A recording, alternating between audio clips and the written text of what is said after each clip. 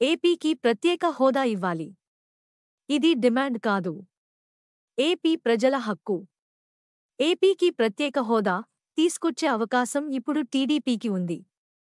రాష్ట్రంలో అధికారంలో ఉండడంతో పాటు కేంద్ర ప్రభుత్వంలో కూడా భాగస్వామ్య పార్టీగా ఉంది. కాబట్టి ప్రత్యేక హోదా కోసం కేంద్ర ప్రభుత్వాన్ని టీడీపీ అడగాలి. అన్యాయంగా విభజించడం వల్ల ఆంధ్రప్రదేశ్ నష్టపోయింది. ప్రత్యేక హోదా వల్ల నష్టాన్ని నివారించే అవకాశం ఉంది.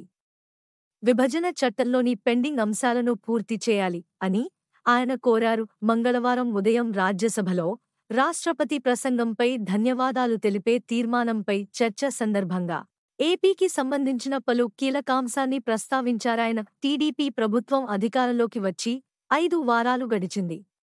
అప్పటినుంచి ఆ పార్టీ వైఎస్ఆర్సీపీ శ్రేణులపై దారుణంగా దాడులు చేస్తోంది.